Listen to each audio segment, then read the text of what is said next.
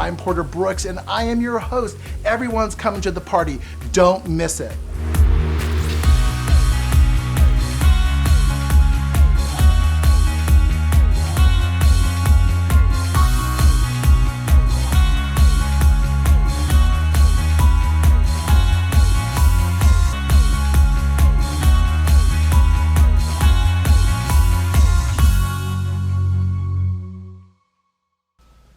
It's Porter Brooks. I'm your host on this episode, and it is all about paella, which is such an incredible memory for me. As you can smell, I hope you can smell, I've already have our mirepoix, the holy trinity of some onions and some carrots and some celery going. I've added a little extra red onion because, well, we're going to the corners of Spain and along the beaches of the Riviera through the entire Mediterranean. That's what this show is all about. I've got a giant paella pan going on my stove, and we are making this outdoor recipe an indoor urban party. All right, we have our vegetables in the paella pan, and the next thing that I want to introduce is always a chorizo.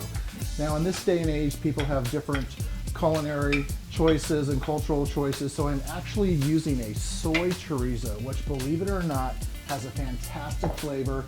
You don't have the pork, you don't have the beef, and again, culturally acceptable. Whenever you're entertaining, you always want to ask your guests about any dietary restrictions, and you want to do it up front. Trust me, it's happened so many times when people show up and they tell me that they're either lactose intolerant or gluten-free, and all of this stuff matters, so you want to make sure that your food is absolutely clean when you're cooking.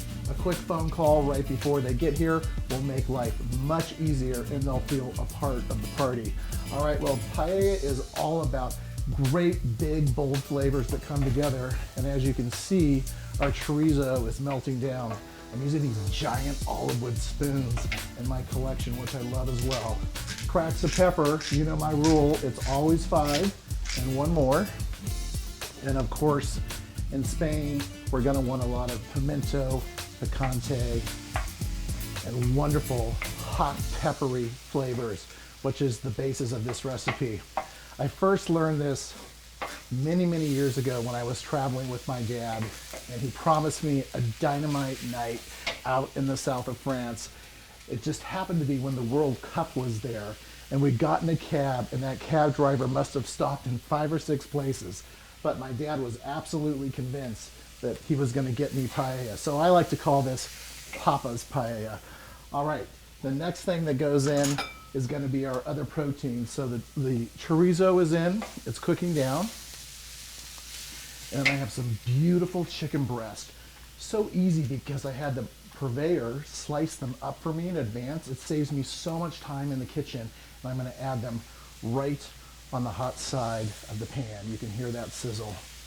I am going to have seafood with this paella. You know, every culture has a main staple rice dish, from Asia to Africa to the Mediterranean, and even here in the States. Often you'll find seafood, other times you'll find meat proteins. I'm going to actually do the seafood, which is shrimp and mussels, in a separate pan so that I can serve it on the side for all the people who don't want the pure meat protein. All right, well, paella cannot happen without the rice, and that's what I have next, a beautiful yellow rice, and we're going to add it entirely to our paella pan. And then I like about 16 ounces of vegetable or chicken stock. And now you can hear that come up and the sizzle go. And then you're gonna wanna cut the salt in that with some water. And I always like a little bit of white wine. Get out of my steam bath so that you can see that. We have a lot of rice. I've got 7 to 8 people coming for dinner. So that means at least 2 cups each on the final service. I'm gonna let this sit here and come to a boil. We're looking for that boil, which is exactly what I was after. Now's the time where we want to start layering our flavors and our seasoning. Well, it's Spain, so I can promise you I'm going to put in a little kick of some chili peppers right on top, and then a specialty beautiful smoky pimenton, a fantastic Spanish picante. I hope my guests like it spicy because that's how it's going in tonight. Next, we're gonna resalt and pepper with some more cracked pepper. And again, some more of our sea salt. Now, if you look at the paella pan, you can tell that everything is coming together. Often paella is cooked on its own individual burner. Sometimes it's done in the oven. I've actually done this in a Pyrex pan, so you can do it at home. No matter how small your space, I promise you we can get you a great taste. We're gonna stir this around to incorporate everything fully. And then I'm gonna start chopping some of my fresh peppers that we're gonna layer on top of our paella right before the service. This gives some great color and also some texture. Paella is a pretty mushy dish when it's served correctly because you have everything molded together. So I like to put some bright colors on the top. I picked out these beautiful yellow peppers. We're just gonna pull the ribs and the ends, and with our hand, take those seeds right out, and feel free just to cut straight across the top. And again, we want texture, so these aren't small pieces. Nice, big, beautiful chunks, easy, smooth movements. Create a great line with your knife every time. All right, yellow. Our reds, we'll bring these down a little bit. And if you get a seed or two in there, don't worry. These bell peppers are very mild. It's not like a jalapeno where seed is gonna create a lot of heat or make it uncomfortable for your guests. Last cut, great texture is gonna make all the difference. All right, well, if you haven't been following me, I'm all about my new tablet. That's how I'm keeping up with this episode today, and that's how you can keep up with me at home. When we come back from the break, I'm gonna tell you about this killer 3-bean salad that I had in Palermo, Italy one time. It's beans, some great herbs, and some garlic. It's wonderful. I know you're gonna love it. Don't miss this. I'm gonna be right back. Well, welcome back. If you're just joining us, I'm Porter Brooks, and wow, I've got some insane cloves of garlic. We are cooking a paella party right here in our urban space, which we're creating big and great taste for you. It's all about Spain, and it's all about friends on this episode today. I've added some whole cloves of garlic to our paella, which we've had on the stove. This is a time when we're gonna correct the seasoning. We're gonna look at all of the water content, and we're gonna make sure that everything is just perfect so that we can set it aside and let it simmer and get that beautiful, gorgeous crust that I already see coming out from the bottom. All right, now before I went to break, I promised you the quickest salad in the world. Ready? A can with the juices, a can of black-eyed peas, right? A can of cannellinis or northerns, great whites, and then of course a definite flavor of the Mediterranean, a can of chickpeas. We're gonna put all of those together, and now is where the fun begins with the herbs and spices. I'm going for some beautiful green herbs. You'll wanna grab your oreganos, your thymes, all of those exotics that are gonna really give a perfumey flavor to everything. Nothing is better, of course, than a fresh herb cut right from your garden. Now you see that I've got a table behind me, but I'm gonna reach up and snip just a little bit of this fresh rosemary. And my secret always with fresh herbs is to break them with your hands. You don't need a knife, you don't need anything, just smell that beautiful flavor coming together. Grab a nice big wooden spoon because you don't want to break the beans. You want to toss them gently like you love the beans. If you love the beans will love you back, and your guests will love you even more. Coarse garlic, and in this recipe I like crushed garlic so it gets absorbed immediately into the beans. I love these pre-crushed products that are available all over. 2 big tablespoons black pepper. Told you it was easy. And let's do some exotics on our salt. Some beautiful celery right on top there. And again, back to a nice, oh, there's my spoon. Right back to our spoon. We're gonna let this marinate. Now the last trick is just a little bit of acid. I couldn't figure out what this waiter had served me, and then I realized it was a blonde balsamico. If you've never had a blonde balsamic vinegar, it's really an amazing flavor. It's light and it's bright, so this is gonna give it that oil and vinegar type of feeling. Now what I like to do is put this in a jar or let it marinate overnight in the refrigerator. The colder it is, the better, and I serve it in a little itty bitty dish We're gonna set this aside for now until I go on to one of my most favorite recipes, which is a frozen watermelon. I have a beautiful half of a seedless watermelon. Whoever invented the seedless watermelon was brilliant as far as I'm concerned. And I want to take a very large knife and I'm going to cut nice slices. You're gonna say, where did you learn this? Once again, on that same cruise, my toolbox is acting up. Ice cold frozen watermelon. We're gonna sprinkle it with some different flavors, with some olive oil and sea salt. I'm gonna set that aside. Now you'll want to grab just a regular cookie sheet and take each one of these beautiful pieces and lay them out flat on that cookie sheet. So simple. We're gonna put those face to face. Once they're frozen, I'll quarter them up. But until then, I'm gonna season them just like I promised with some beautiful sea salt. Look at that. It's great, a flavor you would have never expected. Here's the twist, a black pepper. I have a friend who's a recording artist and she is crazy over this stuff. In fact, I've heard that there are lots of fights in the household because she has so many trays of frozen watermelon.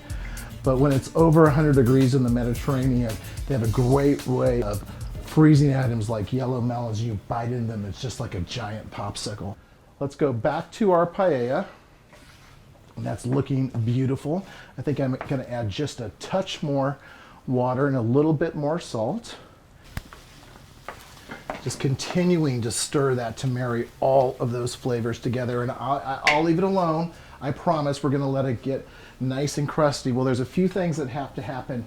Now, most people put all their seafood in their paella, but I'm actually gonna cook it separate because I have a guest or two who don't eat seafood.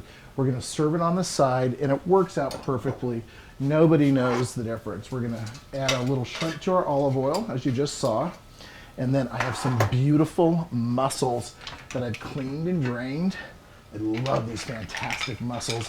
I'm gonna pour all of those in and cook those until they open up. Now, when you're cooking fresh mussels, you wanna make sure that every single mussel opens up. You do not want a closed mussel. If there's a closed mussel, you wanna throw it out. That guy's no good. You don't want him at the party. All right, we're gonna continue to stir that. I like to just drizzle olive oil over the top to just make sure that the fish is completely moist. The paella is looking perfect. We're gonna add the final elements and then I'm gonna fill everybody's individual paella plates. Last thing in are bright peas, and you do them at the last minute so they don't turn dark. We're gonna sprinkle our peas all over the top of the paella. And then I promised you those beautiful peppers right there. Look at that, it's like a painting. It's a painting of flavor that your friends are gonna love. When we come back from our break, I'm going to tighten up the paella. Our watermelon is gonna be frozen. Our 3-bean salad is gonna be nice and cool. And I'm gonna show you this amazing tablescape. We've converted our entire kitchen for a place for a party with friends. I'm Porter Brooks. Don't go anywhere, the party is just about to start. I'll be right back.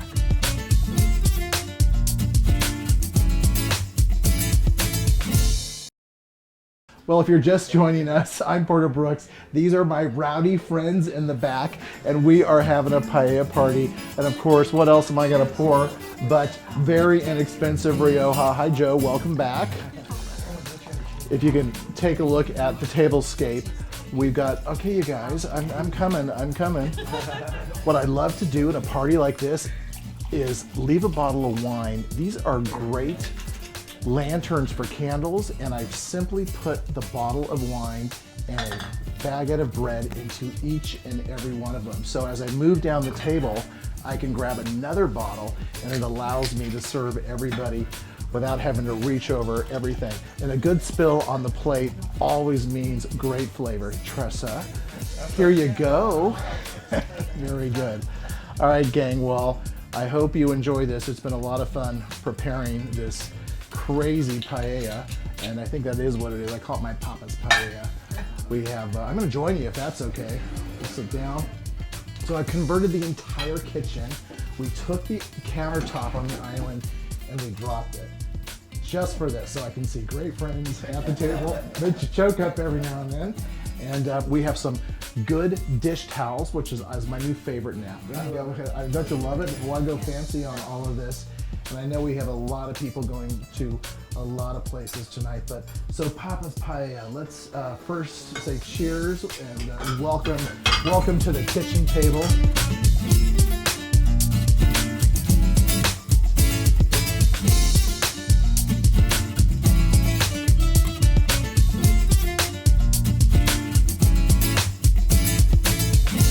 All right, so dig into your paella.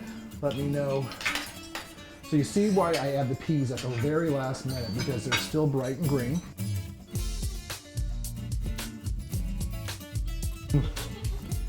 Beautiful. Yep. What I love is that, you guys, I used a soy chorizo.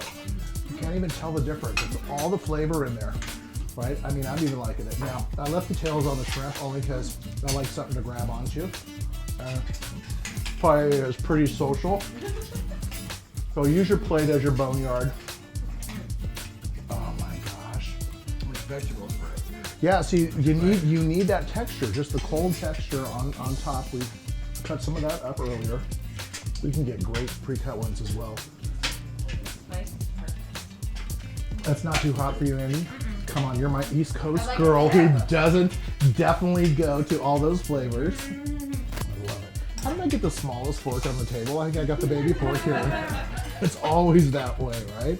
And as the host, you should always get, the outcast. This is the short bus. Wow. I do like the texture difference. I mean, honestly, I usually cook that a little bit more, Russ, but I even like it better, the crispiness. I like the crispiness. So, and the chicken strips, which were already done from the store, it just makes it so simple. I mean, paella is like a 20-hour project, and this really comes together in about 30 minutes. I know if you see on TV people talking about how it has to sit and stay there for an hour to get the crust. All of this was made in less than 20 minutes in real time. So it's a great way to go. I'm not saying I'm gonna win a paella contest, but it still does taste good. It's great. And the texture is perfect. Yep, you don't want it too mushy. So Matt, where are you playing tonight? At the Essex House. New York. A wedding. We're lucky to have a couple of New York's most talented at the table tonight.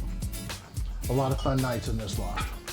That's for sure. Well, it's very exciting because Anna's show's next Tuesday. Anna's show is next Tuesday, and it's too bad we can't rerun this every time, so that it will be next Tuesday.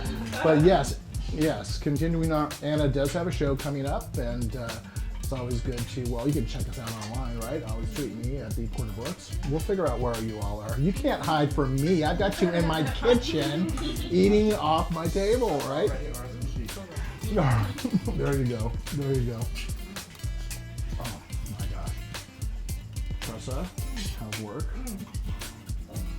Long hours. Long hours. I know the feeling. The peppers have such a fresh burn. Yeah, you just don't expect that. And it's easier. It's one less thing you have to cook. It's one less thing you have to do. And like I said, you could even get them pre-prepped at the store. It's so simple though to cut up a bell pepper. All right, now, it's not as chilled as I would like, but grab a hold of just a little bit of your bean salad. And I kind of like being really social with this, so I just take a little bite with my spoon and pass it along. You want to share with me?